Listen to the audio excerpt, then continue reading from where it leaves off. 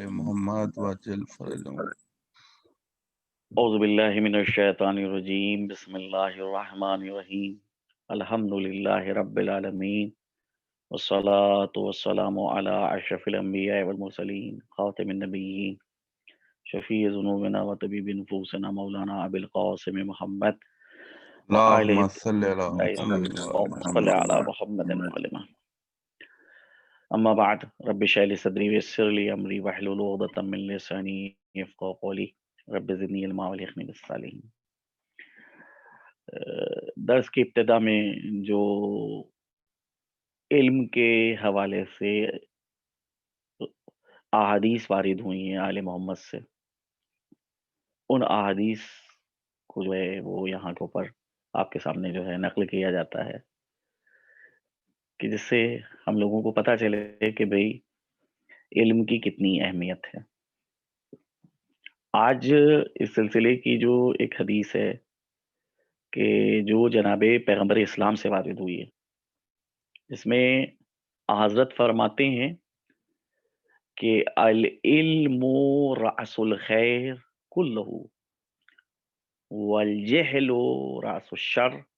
کلہ، یعنی علم ہر اچھائی اور ہر بھلائی علم کے ذریعے سے پہچانی جاتی ہے۔ راس جو ہے وہ سر کو کہتے ہیں عربی میں، اور یہاں کے اوپر علم کے لیے پیغمبر نے استعمال کیا ہے کہ علم ہر خیر کا راز ہے، یعنی ہر بھلائی جو ہے اگر اس کو پہچاننا ہے تو یہ بھلائی جو ہے وہ علم ہی کے ذریعے سے انسان جو ہے وہ پہچان سکتا ہے۔ اور جہاں پر شر پایا جا رہا ہے تو برائی جہاں کے اوپر پائی جائے، اس برائی میں جو ہے بہرحال جہل کا دخل ہے، نادانی کا دخل ہے۔ تو حضرت فرماتے ہیں کہ العلم رأس الخیر کلہ، علم جو ہے ہر بھلائی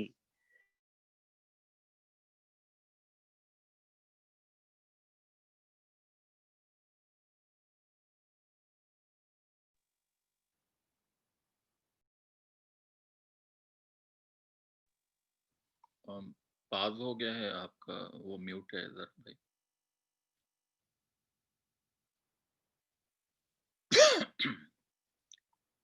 مولانا صاحب آپ کا میوٹ ہے، ذرا ان میوٹ کر لیں۔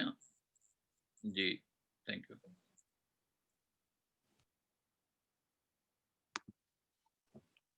ہو سکتا ہے ان کا انٹرنیٹ تھوڑا سا ہاں نہیں وہ پھر ہاں آگے.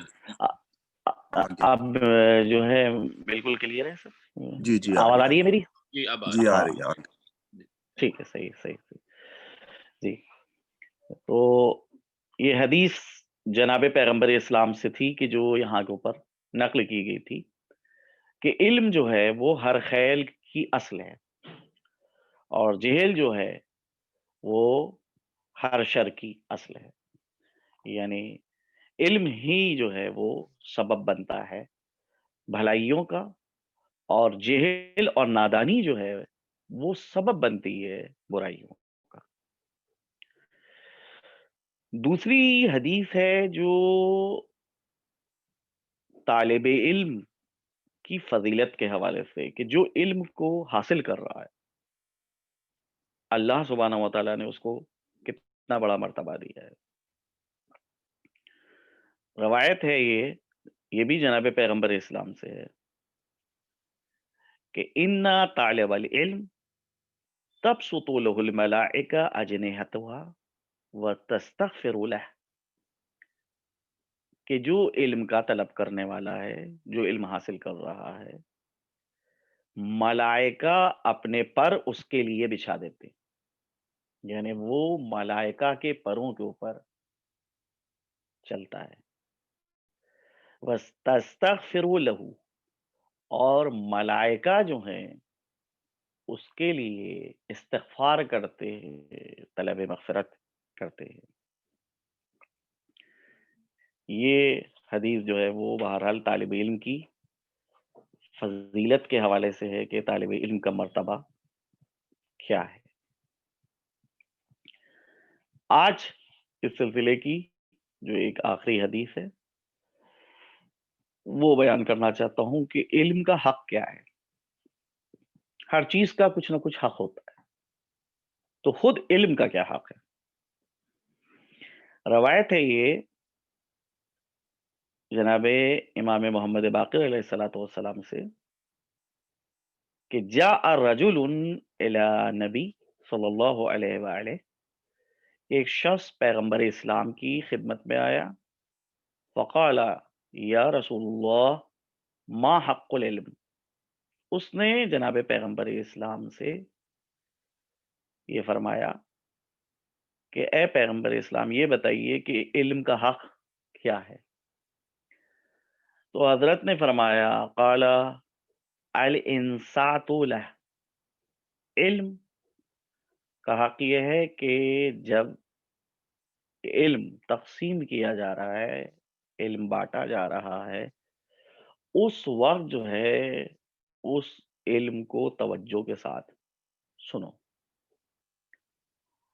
اس کے لیے خاموش رہو، یعنی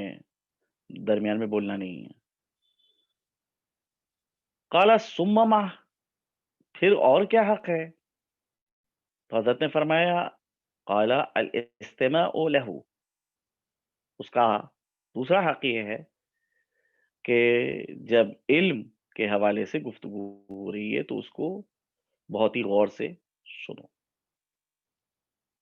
قال ثم ما، اس کے بعد کیا حق ہے اس کا. تو پیغمبر اسلام نے فرمایا الحفظ له، علم کا دوسرا حق یہ ہے کہ تم جو چیزیں سن رہے ان کو یاد کرو. قال ثم ما،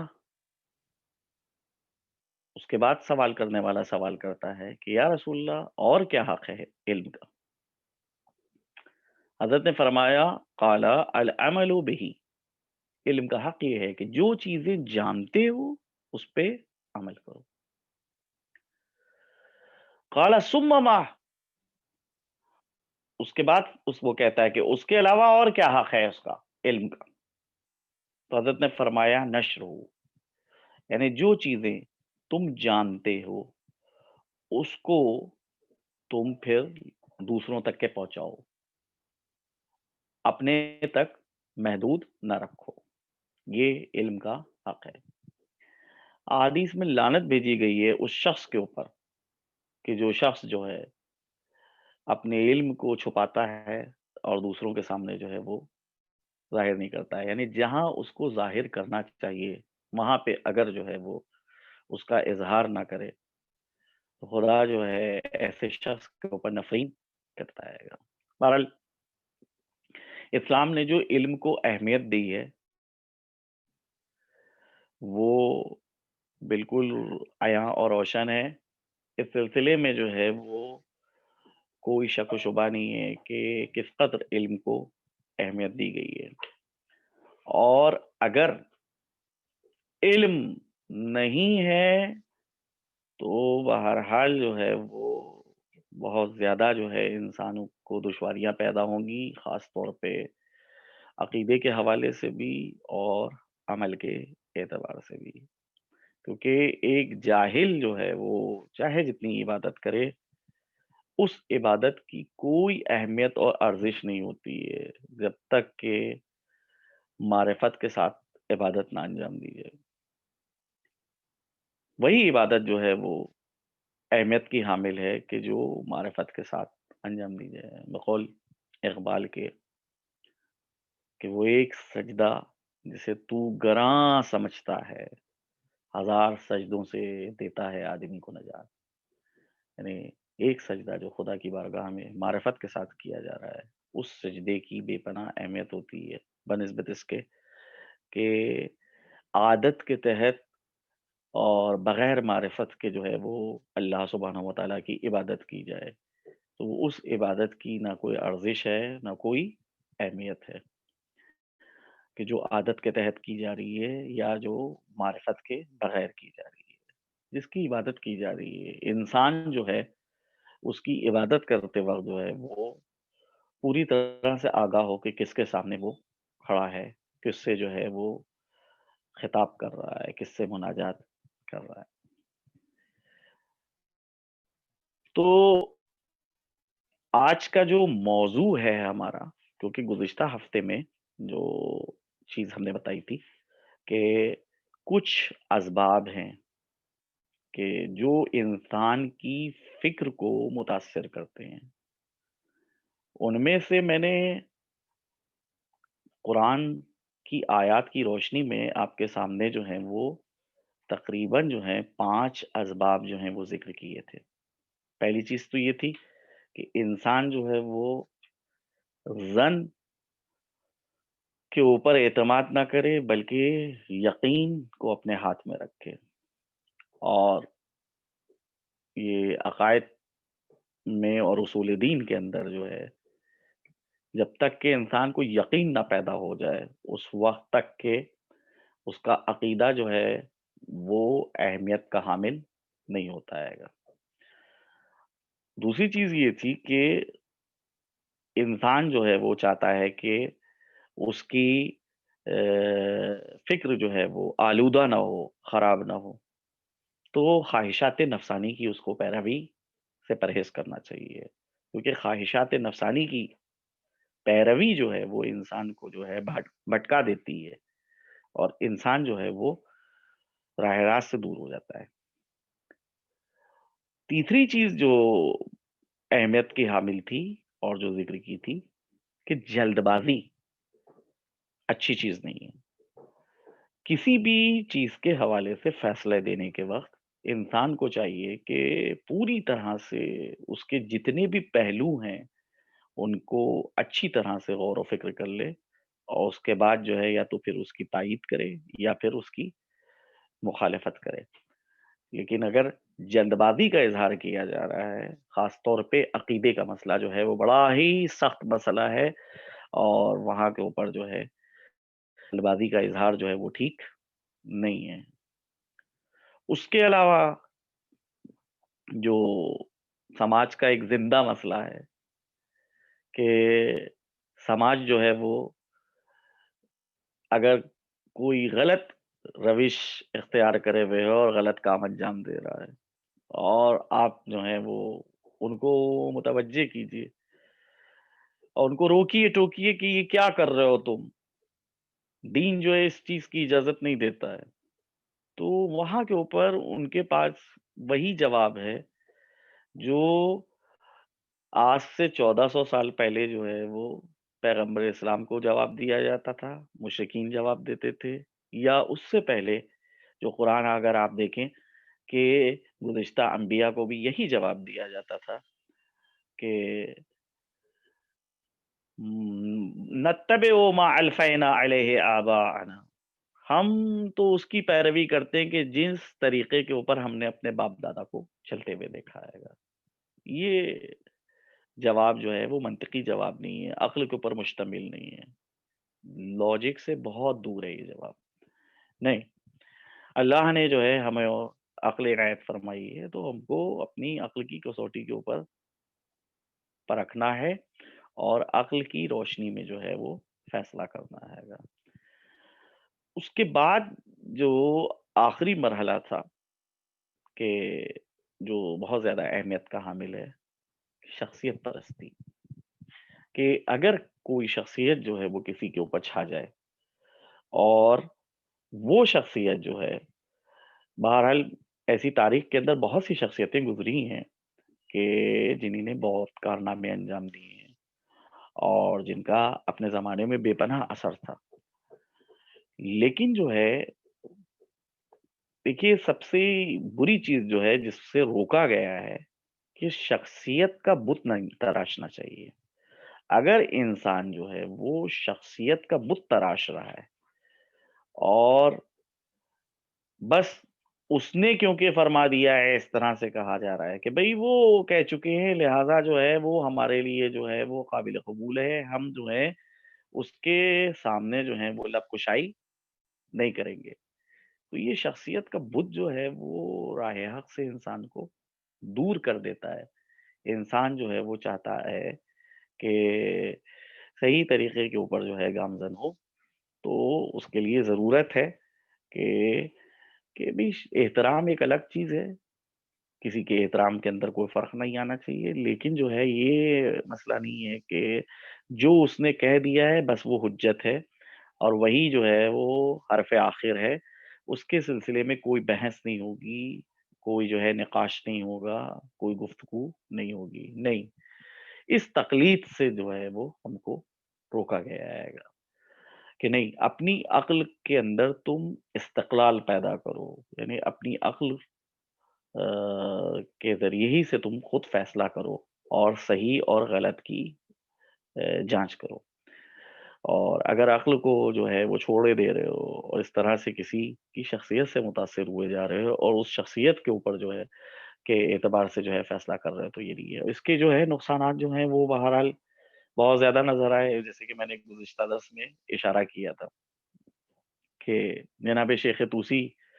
علیہ الرحمہ کے جو ہمارے ایک بزرگ عالم ہیں اور کتب اربع میں ان کی 2 کتابیں جو حدیث کی، یعنی آج ہمارے پاس 4 کتابیں ہیں احادیث کی، کہ جو معتبر ترین کتابیں شمار کی جاتی ہیں۔ پہلی کتاب ہے اصول کافی، کہ جس کو محمد بن یعقوب کلینی نے لکھا تھا، 20 سال کے عرصے میں یہ پوری کتاب جو ہے وہ احادیث کی آمادہ ہوئی تھی، اور اس میں مقدمہ اگر آپ اصول کافی کا پڑھیں تو اس کے اندر آپ کو یہ ملے گا کہ ایک مرد مومن نے جو ہے شیخ کلینی کو خط لکھا تھا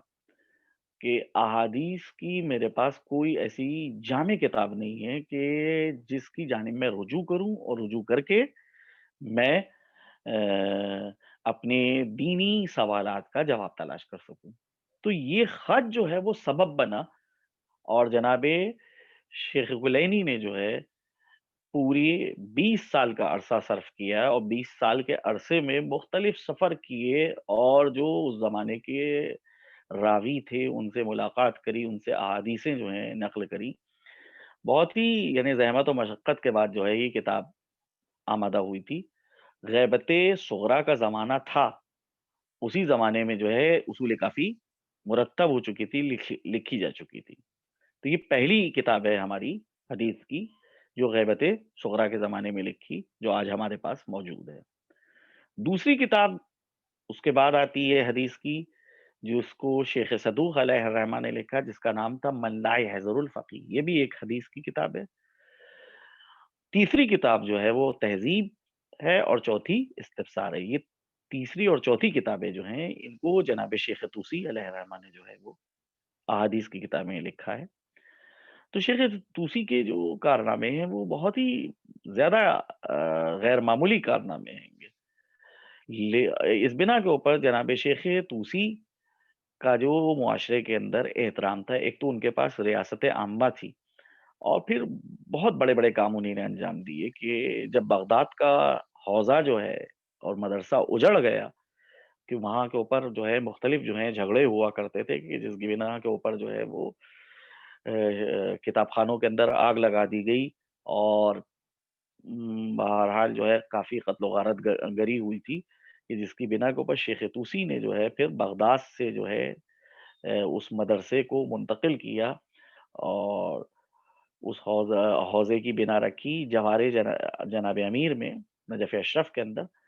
تو شیخ طوسی کو مؤسس کہا جاتا ہے اس مدرسے کا، بنیاد گزار کہا جاتا ہے۔ اور بھی دیگر کارنامے ہیں جناب شیخ طوسی کی، کہ علمی دنیا کے اندر جو ہے کوئی ایسا شعبہ نہیں ہے علوم اسلامی کا کہ جس کے اوپر جناب شیخ طوسی نے قلم نہ اٹھایا ہو۔ تو بہرحال ایک شخصیت تھی جناب شیخ طوسی علیہ الرحمہ کی، یہ شخصیت جو ہے اس کا ایک اثر جو ہے وہ لوگوں کے اندر رہا، تو عوام پہ جو اثر تھا وہ تو تھا ہی، علماء کے اوپر اس کا یہ اثر قائم ہو گیا کہ علماء بھی جو ہے وہ جناب شیخ طوسی کے فتوے کے مقابلے میں کوئی فتویٰ نہیں دیتے تھے، ان کی رائے کے مقابلے میں کوئی رائے نہیں قائم کرتے تھے، وہاں کے اوپر جو ہے وہ صاف صاف جو ہے کہہ دیتے تھے، کیونکہ شیخ نے فرما دیا ہے لہذا اب ہم جو ہے اس سلسلے میں کچھ نہیں کہیں گے، یہاں کے اوپر ہم جو ہے خاموش رہیں گے۔ لیکن یہ طریقہ جو ہے وہ 100 سال تک کے رہا، جس دور کو دور مقلدہ کہا جاتا ہے، کہ جب کوئی نئی فکر نہیں پیدا ہوئی. بہرحال علم کی موت ہے، علمی دنیا کی، کہ اگر جو ہے وہ علم جو ہے وہ تقلید کا شکار ہو جائے، علمی مباحث کے سلسلے میں علمی بحثوں کے حوالے سے جو ہے گفتگو نہ کی جائے، ان کے حوالے سے نقاش نہ کیا جائے، ان پہ سوال نہ اٹھایا جائے، اس کے سلسلے میں بحث نہ کی جائے، تو یہ تو بہرحال سفرہ علمی اور جو علم کا دسترخوان ہے وہ سمٹ جائے گا اس صورت میں. لہذا 100 سال کے بعد جناب شیخ طوسی کے ابن ادریس ہلی جیسی شخصیت آتی ہے، ایک بزرگ عالم ہے، اور انہی نے اس فضا کو ختم کرنا تھا ان کو. لہذا بہت ہی جارحانہ انداز میں، بہت ہی سخت انداز میں جو ہے اپنی تحریروں کے اندر اور اپنے درس کے اندر اور جو اپنے بیانات تھے ان میں جو ہے جناب شیخ طوسی کی افکار کے اوپر جو ہے تنقید شروع کری، تاکہ وہ جو شخصیت کا بت بن گیا ہے وہ بت توڑا جا سکے. تو کہنے کا مقصد یہ ہے کہ انسان جو ہے وہ دین کو اگر سمجھنا چاہتا ہے اور چاہتا یہ ہے کہ اس کی فکر جو ہے وہ صحیح اور سالم رہے، تو یہ جو اسباب ذکر کیے گئے ہیں ان اسباب کی جانب جو ہے اس کو توجہ دینا ہے، کہ اپنی فکر کو جو ہے وہ صحیح و سالم رکھا جا سکے تاکہ صحیح نتیجہ حاصل کیا جا سکے. ایک چیز تو آپ دیکھیے کہ دین کا راستہ جو ہے وہ آسان بھی ہے اور دین کی معرفت کا راستہ جو ہے وہ سخت بھی ہے. آسان اس اعتبار سے ہے کہ جو معارف ہیں وہ بہرحال جو ہے اس میں ہم کو سے یہ کہا گیا ہے کہ تم جتنی معلومات رکھتے ہو اس معلومات کے مطابق جو ہے اپنے عقیدے کی دلیل تلاش کرو. تم اصول دین کے اندر جو ہے ہم کو اس بات کی اجازت نہیں دی گئی ہے کہ ہم اصول دین کے اندر جو ہیں کسی کی تقلید کریں، بلکہ ہم سے یہ مطالبہ کیا گیا ہے کہ اصول دین کے اندر ہم کو اپنی عقل کو استعمال کرنا ہے. اللہ کو ہم کیوں مانتے ہیں، اس کے وجود کے اوپر کیا دلیل ہے، وہاں کے اوپر ہم یہ نہیں کہیں گے کہ کیونکہ ہمارے باپ اللہ کو ایک مانتے ہیں، ہمارے شہر کے فلاں عالم دین جو ہیں وہ اللہ کو ایک مانتے ہیں، ہمارے پڑوس کے جو لوگ ہیں وہ اللہ کو ایک مانتے ہیں، لہٰذا ہم بھی اللہ کو ایک مانیں گے. نہیں، یہاں کے اوپر جو ہے ہم کو دلیل دینا ہوگی، ثبوت دینا ہوگا. اب وہ جیسی معلومات ہے اس اعتبار سے جو ہے ہم کو جو ہے وہ ثبوت جو ہے وہ اس کے لیے فراہم کرنا ہوگا، ویسی دلیل جو ہے قائم کرنا پڑے گی کہ تاکہ ہمارا دل خود مطمئن ہو سکے اس دلیل سے. ضروری نہیں ہے کہ بھئی ایک عام آدمی جو ہے وہی دلیل رکھے کہ جو ایک بزرگ عالم کے پاس جو ہے وہ وجود الہی کے اوپر دلیل ہے. تو اصول دین کا مسئلہ ایسا ہے کہ اصول دین کے اندر جو ہے وہ انسان جو ہے وہ اپنی عقل کو استعمال کرے گا، اپنی معرفت کو بڑھانے کے لیے جو ہے وہ بہرحال جو ہے علم حاصل کرے گا. اور سب سے اہم مسئلہ جو ہوتا ہے کہ وہ فطرت کا مطالعہ، نیچر کا مطالعہ، یہ فطرت کا مطالعہ اور نیچر کا مطالعہ، کیونکہ فطرت جو ہے وہ انسان کی وہ بے پناہ جو ہے وہ اس کے اوپر خیر کا الہام ہوتا ہے. قرآن کریم کے اندر بھی جو ہے وہ اس جانب سورہ روم کے اندر اشارہ ہوا ہے کہ فطرت اللہ التی فطر الناس علیہا لا تبدیل لخلق اللہ، یعنی اللہ سبحانہ و تعالی نے جو لوگوں کی فطرت پیدا کی ہے، جو لوگوں کا نیچر پیدا کیا ہے، وہ بہرحال اپنی تخلیق کے اعتبار سے جو ہے ان کا نیچر پیدا کیا ہے، اور اس نے جو ہے وہ جو فطرت ان کی خلق کی ہے اس فطرت کے اندر جو ہے وہ بہت زیادہ جو ہے وہ خیر کو پہچاننے کی صلاحیت پائی جاتی ہے. یعنی انسان فطرت کے ذریعے سے جو ہے بہت سی چیزوں کو سمجھ سکتا ہے. لیکن شرط یہاں پر بھی یہی ہے کہ فطرت جو ہے وہ غبار آلود نہیں ہونا چاہیے، فطرت جو ہے وہ انسان کی آشکار رہنا چاہیے، لیکن اگر فطرت کے اوپر انسان کی غبار چھا جاتا ہے، فطرت انسان کی آلودہ ہو جاتی ہے، تو انسان جو ہے وہ بہرحال جو ہے پھر اچھائی کو پہچانے یہ بڑی اس کے لیے دشواری ہوگی۔ تو اپنی ذات کا محاسبہ کرنا ہے، اپنے نفس کی جانب توجہ دینا ہے کہ انسان جو ہے وہ دیکھے کہ نفس اور جو ہمارا ہے وہ کہیں بھٹکا تو نہیں ہے، اور اس کے اندر جو ہے وہ جو دل ہمارا ہے، جو قلب ہے، اس کے اوپر غبار تو نہیں چھا گیا ہے گا، اس کی جانب جو ہے وہ انسان کو توجہ دینا ہے۔ قرآن کریم کے نے جو ہے اپنی متعدد آیات کے اندر جو ہے وہ ان چیزوں کی جانب اشارہ کیا ہے کہ جو انسان کی فطرت کو جو چیزیں آلودہ کر دیتی ہیں۔ مثال کے طور کے اوپر ایک برا ساتھی، وہ انسان کے لیے بہت زیادہ نقصان دے گا۔ تو ایک برے انسان کی ہم نشینی، ایک برے ساتھی کی کے ساتھ کا ساتھ اختیار کرنا، یہ انسان کو جو ہے وہ یا تو دیکھیے انسان کے اندر جو ہے وہ قوت فعل پائی جاتی ہو اور قوت انفعال کم ہو۔ دیکھیے قوت فعل اور انفعال کو سمجھنا ہوگا کہ بعض انسان ایسے ہوتے ہیں کہ جن کے اندر جو ہے وہ انفعال کی قوت پائی جاتی ہے۔ انفعال کی قوت کے معنی یہ ہوتے ہیں کہ جیسے جہاں پر گئے، جس ماحول میں گئے، اس ماحول سے متاثر ہو گئے اور اسی میں ڈھل گئے۔ مسجد کے اندر پہنچے تو ان سے بڑا کوئی نمازی نہیں، وہاں کے اوپر وہ نمازی بن جاتے ہیں۔ میکدے میں پہنچے تو وہاں کے اوپر جو ہے ان سے بڑا کوئی بادہ خار نہیں، شراب خار نہیں۔ تو ایسے لوگ جو ہیں کہ جو ان کے اندر قوت انفعال زیادہ پائی جاتی ہے، یعنی ہر ماحول سے وہ متاثر ہو جاتے ہیں، تو ایسے لوگ جو ہیں وہ صحیح لوگ نہیں ہوتے ہیں گے۔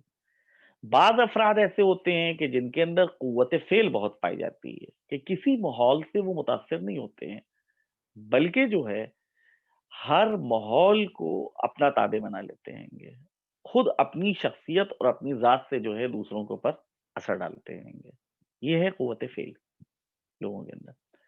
بہرحال چاہے قوت فعل ہو اور چاہے قوت انفعال ہو، یہ دونوں قوتوں کا مسئلہ یہ ہے کہ اگر جو نقطہ اعتدال ہے اس سے جو ہے اگر باہر ہو جائیں گے، میانہ روی ان کے اندر نہ پائی جائے، بیچ والا راستہ ان کے اندر نہ پایا جائے، تو یہ جس میں بھی بہت زیادہ قوت ہے افراد کی حد تک بہت اور یا تفرید کی حد تک، تو وہ قابل مذمت ہے۔ اب فرض کیجئے کہ ایک شخص ہے کہ جو برے انسان کے ساتھ رہتا ہے لیکن اس سے متاثر نہیں ہوتا ہے گا، لیکن بہت کم یہ چیز نظروں سے گزری ہے، بلکہ نظر یہی آتا ہے کہ اگر ایک انسان ایک برے شخص کو اپنا دوست بناتا ہے تو وہ برا شخص جو ہے وہ انسان کو جو ہے وہ خراب کر دیتا ہے، بگاڑ دیتا ہے۔ چنانچہ قرآن کریم نے جو ہے وہ اس جانب جو ہے وہ اشارہ کیا ہے، یا لیتنی لم اتخذ فلانا خلیلا لقد اضلنی عن الذکر، سورہ فرقان کی آیت نمبر 29 اور 30 میں جو ہے اس جانب اشارہ ہے، کاش کہ میں فلاں شخص کو اپنا دوست نہ بناتا، اس نے جو ہے مجھ کو جو ہے اللہ کی یاد سے جو ہے دور کر دیا، اس نے مجھ کو جو ہے گمراہ کر دیا۔ تو ایک چیز یہ بھی ہوتی ہے کہ برا ساتھی جو ہے وہ مزاج کے اوپر غلط اثر ڈالتا ہے، جس سے جو ہے انسان صحیح اور غلط کی تمیز کھو دیتا ہے اور فطرت انسان کی جو ہے داغدار ہو جاتی ہے، نیچر جو ہے وہ انسان کا آلودہ ہو جاتا ہے، غبار اس کے اوپر چھا جاتا ہے گا۔ اس کے علاوہ جو چیز فطرت کو خراب کرتی ہے وہ بہرحال جو ہے غلط تبلیغ، اور اس میں میڈیا کا ہاتھ بہت زیادہ ہوتا ہے گا، چاہے وہ پرنٹ میڈیا ہو، چاہے وہ جناب جو ہے وہ غیر پرنٹ میڈیا ہو. تو یہ میڈیا کا حال جو ہے یہ ہے کہ وہ لوگوں کے ذہنوں کو بناتا ہے اور لوگوں کے ذہنوں کو خراب کرتا ہے. تو اب وہ بہرحال میڈیا کا کام ہے کسی بھی چیز کی تبلیغ کرنا یا کسی کے خلاف جو ہے وہ ماحول کو آمادہ کرنا یا کسی کے موافقت میں ماحول کو آمادہ کرنا. تو یہ اس جانب بھی جو ہے انسان، ایک بیدار انسان کو توجہ دینا ہے کہ یہ تبلیغ جو ہو رہی ہے یہ واقعاً تبلیغ جو ہے وہ فائدے میں ہمارے تمام ہو رہی ہے یا نقصان میں تمام ہو رہی ہے. تو غلط تبلیغ جو ہے، چاہے وہ پیپرز کی شکل میں ہو، چاہے وہ الیکٹرانک میڈیا کی شکل میں ہو یا پرنٹ میڈیا کی شکل میں ہو، جس طریقے سے بھی انجام پا رہی ہے، یہ غلط تبلیغ جو ہے وہ انسان کے اوپر جو ہے بہت برا اثر ڈالتی ہے، کہ جس سے جو ہے انسان جو ہے وہ صحیح اور غلط چیز کی تمیز نہیں دیتا ہے. ایک بری چیز کو میڈیا جو ہے اچھا بنا دیتا ہے، اس کی تعریفیں کر رہا ہے، زمین اور آسمان کے جو ہے قلابے جو ہے وہ ملائے دے رہا ہے گا، اور ایک اچھی چیز کی جو ہے وہ مذمت شروع کر دی جاتی ہے، اس کا جو ہے خلاف ماحول بنا دیا جاتا ہے. تو نتیجہ یہ ہوتا ہے کہ لوگ پھر اسی ماحول کا شکار ہو جاتے ہیں، خود اپنی عقل کے مطابق جو ہے وہ فیصلہ نہیں کر پاتے، اور ذاتی طور کے اوپر جو ہے وہ بھروسہ کر لیتے ہیں اسی غلط تبلیغ کے اوپر، وہاں کے اوپر جو ہے اپنی عقل کو نہیں استعمال کرتے، اور یہ نہیں سوچتے کہ ہم کو بھی جو ہے اس حقیقت کو سمجھنا ہے، اس کی جو ہے حقانیت کو جاننا ہے، تو ہم کو خود ذاتی طور کے اوپر جو ہے سمجھنا ہوگا. ایسی کتنی شخصیتیں ہیں کہ جن کے چہروں کو جو ہے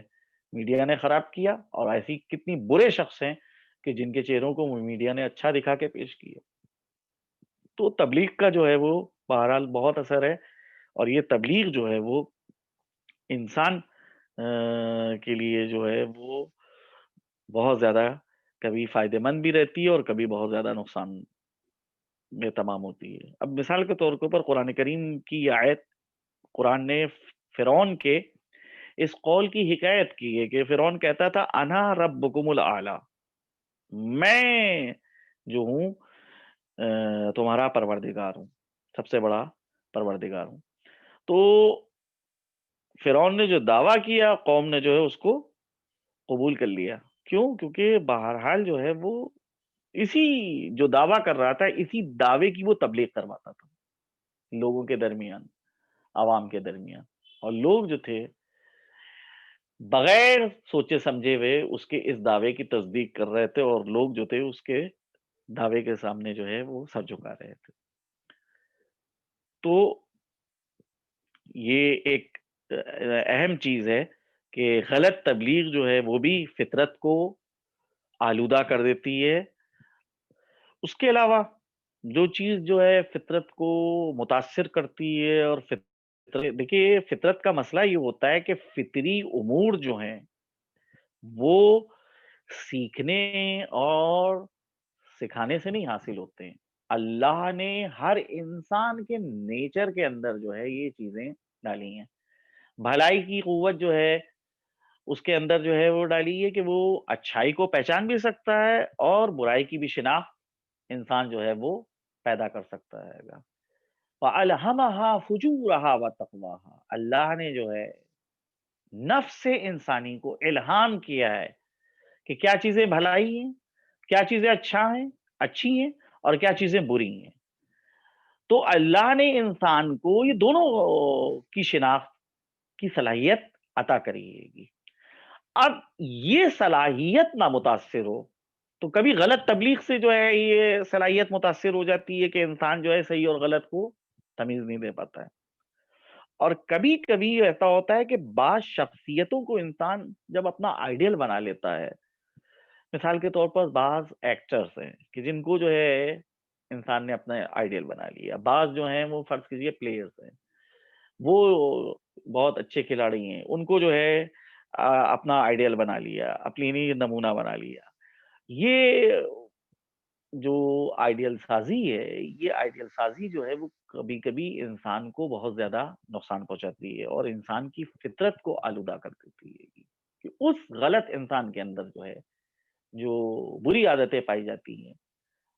وہ بری عادتیں جو ہیں سماج جو ہے وہ پھر لاشعوری طور کے اوپر اس کو قبول کر لیتا ہے۔ مثال کے طور پہ بنی اسرائیل کے اندر سامری جو ہے ایک ہنرمند کی حیثیت رکھتا تھا، لیکن اس نے کیا کیا کہ اپنی ہنر کے ذریعے سے پوری بنی اسرائیل قوم کو جو ہے وہ گمراہ کر دیا، اور اس نے جو ایک بچڑا بنایا اور بچڑا بنانے کے بعد جو ہے لوگوں سے کہا کہ یہی تمہارا پروردگار ہے اور یہی جو ہے وہ موسیٰ کا پروردگار ہے، معاذ اللہ نعوذ باللہ۔ تو یہ اس طرح سے بے چو چراں پیروی کرنا ہنرمندان کی، جو سماج کے اندر جو ہیں آرٹسٹ ہیں ان کی، کہ جو ان سماج کو بہرحال تعمیر میں بھی ان کی سماج کی تعمیر اور آبادانی میں بھی جو ہے ہاتھ ہوتا ہے اور بربادی میں بھی ہاتھ ہوتا ہے۔ تو اگر سماج اور معاشرہ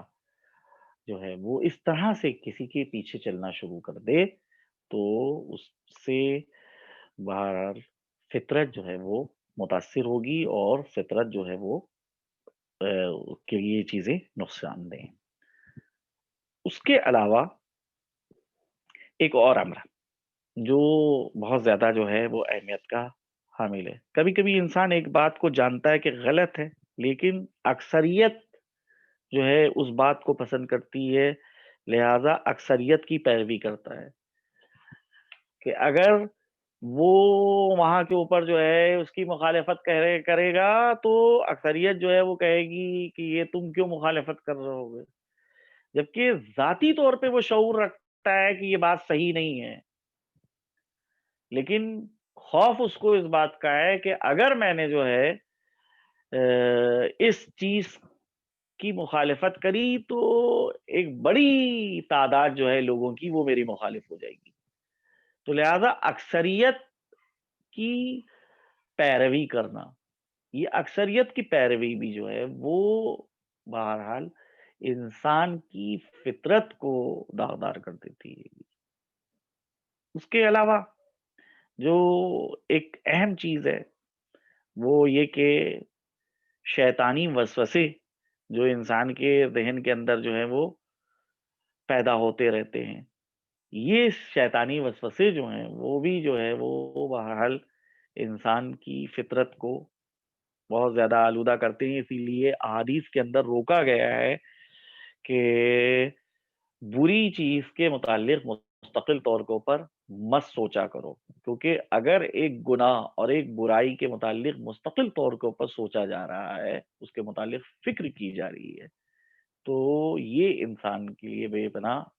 نقصان میں تمام ہوتی ہے۔ دیکھیے نامہ اعمال میں برائی اس وقت لکھی جاتی ہے کہ جب جو ہے وہ برائی انسان سے صادر ہو جائے، لیکن جب تک کہ جو ہے وہ برائی انسان سے صادر نہیں ہوئی ہے اس وقت تک کے نامہ اعمال میں نہیں لکھی جائے گی، لیکن اگر ذہن کے اندر جو ہے کسی برے چیز کو سوچا جا رہا ہے گا تو یہ انسان سوچتا ہے کہ ہم نے کوئی غلط کام میں تو انجام نہیں دے رہا ہوں، نامہ اعمال میں تو اس وقت لکھا جائے گا کہ جب میں غلط کام انجام دوں، ابھی جو ہوں وہ بہرحال جو ہے میں تو اپنے ذہن کے اندر اس چیز کو سوچ رہا ہوں، تو مستقل طور کے اوپر ذہن کے اندر غلط خیالات کو جگہ دینا، غلط چیزوں کے متعلق سوچنا، یہ انسان کی شخصیت کے اوپر بہت زیادہ اس کا اثر پڑتا ہے اور انسان جو ہے وہ شخصیت اندر سے پوری آلودہ ہو جاتی ہے۔ فرض کیجئے کہ آپ ایک جگہ کے اوپر آگ جلائیں گے، تو اب اگر آپ نے آگ جلائی ہے تو جہاں پر آپ نے آگ جلائی ہے وہی جگہ بس گرم رہے گی، لیکن تھوڑی دور کے اوپر جو کمرہ ہے وہ گرم نہیں رہے گا، کیونکہ آگ جو ہے کمرے کے اندر نہیں جل رہی ہے گی، کمرے کے باہر جل رہی ہے گی، لیکن اگر آگ کا دھواں ہے وہ اٹھ رہا ہے اور اٹھ کے کمرے میں آ رہا ہے تو وہ دھواں جو ہے وہ بہرحال کمرے کو متاثر کرے گا، سیاہ کر دے گا، ویسے ہی مسئلہ ہوتا ہے کہ غلط کام جب تک کہ انجام نہ دیا جائے، نام اعمال میں انسان کے نہیں لکھا جائے گا کہ اس نے جو ہے وہ غلط کام انجام دیا ہے، لیکن غلط فکر اور غلط چیز کی سوچ جو ہے وہ انسان کو اندر سے بالکل سیاہ کر دیتی ہے، فطرت جو ہے وہ بالکل جو ہے تاریک ہو جاتی ہے، انسان جو ہے وہ اچھائی اور بھلائی کے درمیان جو فرق آسانی سے اپنی فطرت کے فیصلے کے مطابق کر سکتا ہے، وہ پھر اس کو بہت دشواری ہو جاتی ہے۔ تو غلط فکر اور غلط وسوسے جو ہیں ان سے جو ہے اپنے ذہن کو پاک و صاف رکھنا ہے کہ اگر یہ غلط جو ہیں وہ وسوسے پیدا ہو رہے ہیں، اسی لیے بہرحال معصومین کی جانب سے تاکید ہے کہ انسان جو ہے وہ اگر سونے کا قصد رکھتا ہے، چاہتا ہے کہ رات کو بستر کے اوپر جائے، تو بستر پہ جانے سے پہلے انسان کو چاہیے کہ وضو کر لے، باطہارت جو ہے وہ بستر کے اوپر جائے، تاکہ ذہن جو ہے وہ آلودہ نہ ہو، غلط افکار جو ہیں، غلط فکریں جو ہیں وہ ذہن کے اندر نہ آئیں، ذہن کے اندر غلط خیالات نہ پیدا ہوں۔ تو ذہن کو عام حالتوں میں بھی جو ہے غلط فکر سے جو ہے وہ محفوظ رکھنا بے پناہ ضروری ہے۔ اگر نہیں رکھا جائے گا تو ایسی صورت میں جو ہے وہ ذہن جو ہے وہ داغدار ہو جاتا ہے اور فطرت جو ہے غبار آلود ہو جاتی ہے۔ تو یہ وہ چیزیں ہیں جن میں ایک بہرحال جو ہے وہ انسان کو اس جانب جو ہے توجہ دینا ہے۔ اس کے علاوہ ایک جو اہم ترین مسئلہ ہے کہ انسان جو ہے وہ دوسروں کے مذاق کی بنیاد کے اوپر کبھی کبھی کہ دوسرے مذاق اڑا رہے ہیں، دوسرے جو ہیں وہ ہنسی اڑا رہے ہیں، جانتا ہے کہ یہ کام صحیح ہے لیکن پھر صرف اس بنا کے اوپر نہیں اس کو انجام دے پاتا ہے کہ دوسرے جو ہیں وہ مذاق اڑائیں گے۔ یہ اگر مستقل طور کے اوپر یہ چیز انجام پا رہی ہے تو وہ بہرحال جو ہے انسان کی جو فطرت ہے وہ اس سلسلے میں جو ہے آلودہ ہو رہی ہے کہ انسان جو ہے دیدہ اور دانستہ طور کے اوپر امور خیر کو اگر ترک کر رہا ہے، چھوڑ رہا ہے، صرف اس خوف کی بنیاد کے اوپر کہ دوسرے جو ہیں وہ مذاق اڑائیں گے، ہنسی اڑائیں گے، تو دوسروں کی اتنی زیادہ اگر پرواہ کرے گا تو پھر بہت زیادہ جو ہے انسان کو دشواری ہوگی۔ اچھا، چند چیزیں اور ہیں کہ جن کی جانب آپ لوگ جو ہے توجہ دیں، اس میں سے وہ چیزیں کہ جو فطرت کو جلا بخشتی ہیں۔ مثال کے طور کے اوپر ایک چیز لوہے کی ہے، اس کے اوپر زنگ آ جاتا ہے، تو اس زنگ کو ہم کیسے صاف کرتے ہیں؟ ریگمال کے ذریعے سے زنگ جو ہے وہ صاف کرتے ہیں یا جو ہے وہ کوئی کیمیکل ڈالتے ہیں، اس کے ذریعے سے جو ہے اس زنگ کو ہم صاف کرتے ہیں۔ ویسے ہی ہمارا نیچر ہے، ہماری فطرت ہے کہ اگر یہ فطرت جو ہے غبار آلود ہو جائے اور اس کے اوپر جو ہے وہ دھواں چھا جائے، تاریک ہو جائے یہ فطرت، تو اس کو ہم کیسے جو ہے صاف کریں گے؟ کس طرح سے جو ہے ہم اس کو جلا بخشیں گے؟ تو انسان جو ہے وہ چند چیزیں ہیں کہ مثال کے اوپر سب سے پہلا تو مسئلہ ہوتا ہے خطرے کا احساس۔ انسان جب جو ہے کسی مقام کے اوپر پہنچ جاتا ہے، کسی منصب کے اوپر پہنچ جاتا ہے، کوئی قدرت اس کے ہاتھ میں آ جاتی ہے، تو وہاں کے اوپر جو ہے وہ انسان جو ہے وہ اپنی فطرت سے پھر دور ہونے لگتا ہے اور ایسی چیزیں جو ہیں وہ انجام دینے لگتا ہے کہ جو بہرحال اس کو زیب نہیں دیتی تھی۔ اب یہاں کے اوپر اپنی فطرت کو اگر وہ اس کو اعتدال میں رکھنا ہے کہ فطرت جو ہے وہ غبار آلود نہ ہو اور میں نہ بہکوں، تو اس کو ہمیشہ اپنے ذہن کے اندر خطرے کا احساس رکھنا ہے کہ کبھی بھی جو ہے میرا مواخذہ ہو سکتا ہے، کبھی بھی مجھ کو جو ہے پکڑا جا سکتا ہے، کبھی بھی جو ہے مجھ سے سوال جواب ہو سکتا ہے۔ یہ احساس اگر انسان کے اندر زندہ ہے، موجود رہے گا، تو انسان جو ہے اپنی فطرت کی مخالفت نہیں کرے گا، فطرت جو ہے وہ جو اس کو الہام کر رہی ہے اچھائیوں کا، انہی اچھائیوں کی پیروی کرے گا۔ اس کے علاوہ جو چیز فطرت کی جانب جو ہے انسان کو لے آتی ہے کہ جب انسان مشکلات میں گرفتار ہوتا ہے تو ایسی صورت میں انسان جو ہے وہ فطرت کی جانب، جو امور فطری ہیں ان کی جانب پلٹتا ہے گا، واپس آتا ہے گا۔ بہرحال جب انسان عیش کر رہا ہو، آرام ہو، ہر قسم کی سہولت ہو، تو اس وقت انسان کو پھر خدا نہیں یاد رہتا ہے، جبکہ خدا شناسی اور خدا کی پرستش یہ انسان کی فطرت میں شامل ہے۔ انسان جو ہے وہ مختلف نعمتیں جب حاصل کر لیتا ہے تو وہاں کے اوپر جو ہے وہ خدا کو فراموش کر دیتا ہے، خدا کو بھلا دیتا ہے۔ اب ایسے موقع کے اوپر کہ جب انسان مشکلات میں گرفتار ہوتا ہے، خطرات میں گرفتار ہوتا ہے، تو اس وقت اس کو پھر خدا یاد آتا ہے۔ تو خطرات اور مشکلات میں جب انسان گرفتار ہو رہا ہے، یہ مشکلات اور یہ خطرے جو ہیں وہ انسان کو اس کی فطرت کی جانب واپس لے کر آتے ہیں گے۔ تو فطرت کو یہ مشکلات اور گرفتاریاں جو ہیں وہ جلا بخشتی ہیں۔ اللہ کی نعمتوں کو یاد کرنا اور اس کے سلسلے میں فکر کرنا، یہ چیز بھی جو ہے وہ انسان کی فطرت کو جو ہے وہ اجاگر کرتی ہے اور فطرت کو جو ہے وہ جلا بخشتی ہے۔ یہ بہرحال آپ کے سامنے جو ہے آج ان چیزوں کے متعلق جو ہے گفتگو ہوئی کہ جو چیزیں جو تھی فطرت کو داغدار بناتی تھی، ان کے حوالے سے، کیونکہ دین کی معرفت کا آسان ترین راستہ ہے وہ فطری راستہ ہے، اسی کے ذریعے سے جو ہے ہم دین کی معرفت حاصل کر سکتے ہیں گے۔ اور اس کے علاوہ جو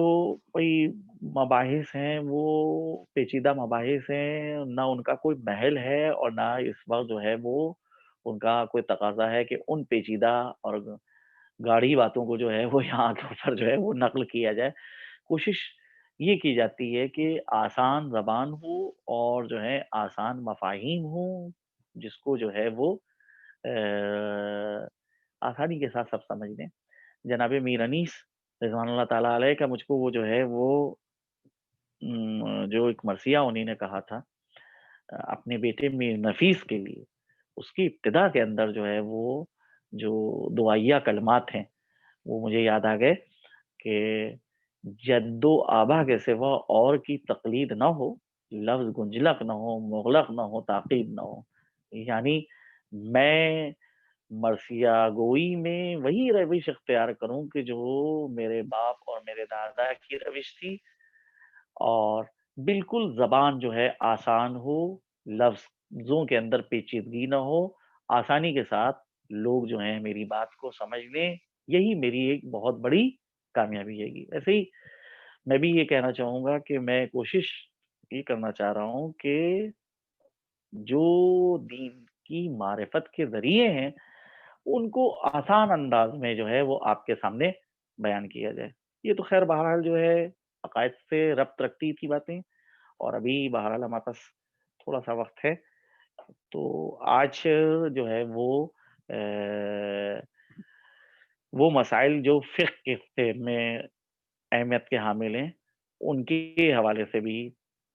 چاہے دو ہی مسئلے جو ہیں وہ بیان ہوں ضرور گفتگو ہو جائے۔ اس میں سب سے اہم مسئلہ ہے تقلید کا مسئلہ۔ دیکھیے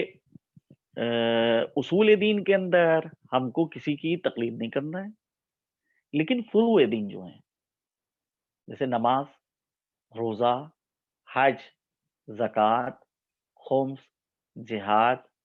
امر بالمعروف نہی عن المنکر، تولا، تبرع، یہ سب جو ہے اس کے اندر جو ہے تین طریقے ہیں۔ ایک طریقہ یہ ہے کہ ہم خود مجتہد بن جائیں، خود جو ہے احادیث، قرآن اور علماء کے فتاویٰ کا مطالعہ کریں اور اس کے بعد جو ہے صحیح نتیجہ، صحیح رزلٹ نکالیں کہ ہاں یہ رزلٹ جو ہے اس امید کے ساتھ کہ یہی اللہ سبحانہ و تعالیٰ کی مرضی ہے۔ ایک طریقہ تو یہ ہے۔ بہرحال ہر شخص جو ہے ہم میں سے مجتہد نہیں بن سکتا، امکانات محدود ہیں، اور بھی دوسری ضرورتیں ہیں کہ جن کو جو ہے ہمیں انجام دینا ہے گا، کیونکہ مجتہد بننے کے لیے بے پناہ وقت کی ضرورت، اس کے علاوہ پوری زندگی اپنی جو ہے وقف کر دینا ہے اللہ کے دین کی خاطر، صرف اور صرف ہم کو پڑھنا ہے، اس کے علاوہ جو ہے اور کچھ جو ہے امور جو ہیں وہ کہ ہم سماج کے اندر بھی جو ہے وہ بہت زیادہ جو ہے مداخلت کریں اور وہ جناب جو ہے وہ اور دوسرے کام بھی انجام دیں، مشکل ہے، بہت سخت مرحلہ ہے۔ تو پہلی چیز تو یہ کہ ہم خود اجتہاد کریں، خود مجتہد بنیں۔ لیکن اگر ہم مجتہد خود نہیں بن پا رہے ہیں، اجتہاد نہیں کر رہے ہیں، اور اگر ہمارے اندر یہ توانائی نہیں کہ ہم اجتہاد کر سکیں، مجتہد بنیں، تو پھر دوسرا طریقہ ہے کہ احتیاط کے اوپر عمل کریں۔